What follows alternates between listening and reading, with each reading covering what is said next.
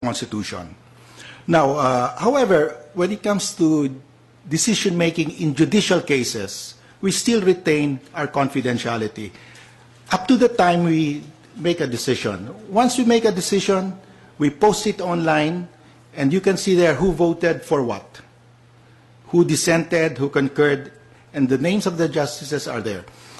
But in the process of making that decision, our drafts that we circulate to each other, our discussions will have to remain confidential, because otherwise it will be difficult really to be candid with each other in our discussions if even these discussions are monitored.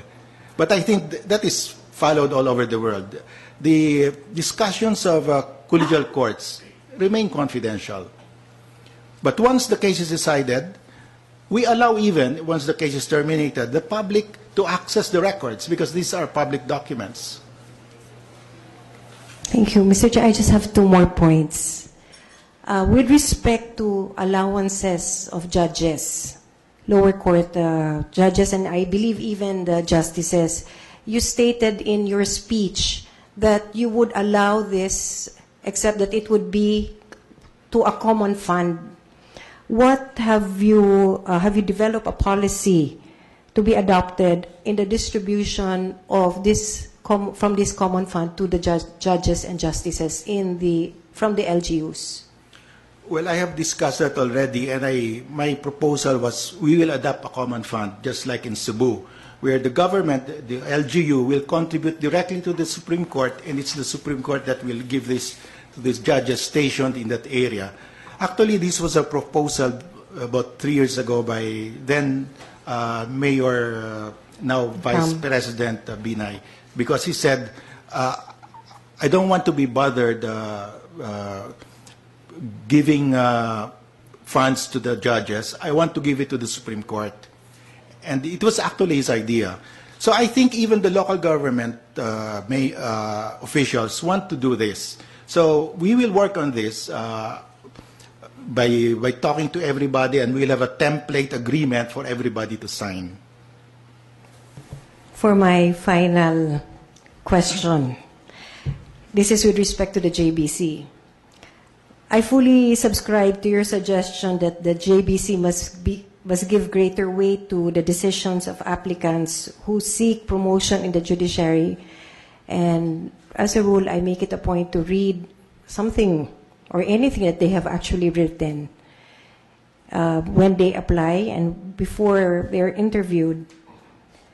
You also suggested that the requirement to submit not only a statement of assets, liabilities, and net worth, but also a waiver to determine their integrity or honesty in declaring their assets should be made a requirement of all applicants to the judiciary. Now, there is need for personnel to validate information that is given to us. In the past year, the JBC evaluated 2,969 applications for 195 positions. The bulk of these applications, or 2,640, went for 183 positions of courts nationwide. Currently, the JBC only has 76 regular personnel. The JBC needs additional regular personnel to conduct comprehensive background check and verification, among others, to check on these bank accounts. Otherwise, it will just be for naught that we have this information. What do you propose to do as our acting chairman? Well, I think you have to develop a core of lawyers who will help you evaluate all of these decisions. Just like in the Supreme Court, we have our law clerks who help us do the research on cases. You should have your own set of lawyers to do that for you. Or you can have a pool for everybody. And I will support that. If and we can work out with the DBM that this be made into part of your plantilla. Because I think that's necessary. I think the best way really to find out the competence, integrity, probity, and independence of a person if he's a judge already or a justice, is to look at his decisions. Because you will know whether he's competent in the law, whether he has favored any litigant, whether he has been independent vis-a-vis Congress or the executive or the LGUs. I think it's there. It's the track record of a person. Thank you, Chief. That was my last question. Thank I you. wish you luck. Thank you. Thank you, Mr. Chairman. Attorney Ahab, please. Thank you, Mr. Chairman. Good morning po. Good morning. Justice Carpio.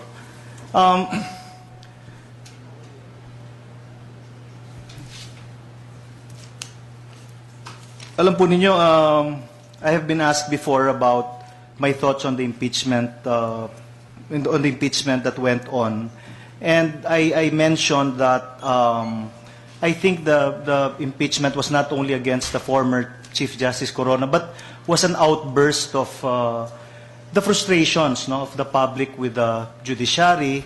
At I'm starting with this statement po kasi ang dami-dami pong tweeted that texted questions na mukhang ganito po yung isinasad, no, ng damdamin ng publiko. Kaya po minarapat ko na paghaluin yung tanong ko, yung pinrepare, isa o dalawa sa mga questions that I prepared, and then siguro po kadamihan yung pong suggested questions at saka po isa o dalawa dun sa opposition para po mailahad ninyo ang inyong posisyon dito.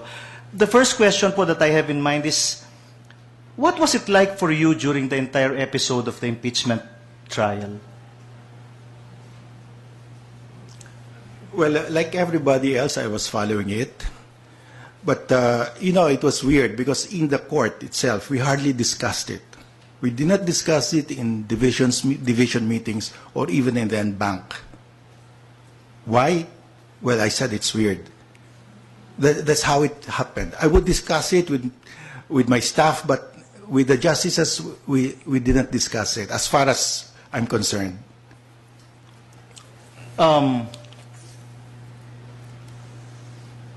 Do you think there is a remedy or venue available for the people who wish to proactively participate in the affairs of the state rather than wait for the legislature to fill in the gaps? No, I think this is reference po to the Lambino case.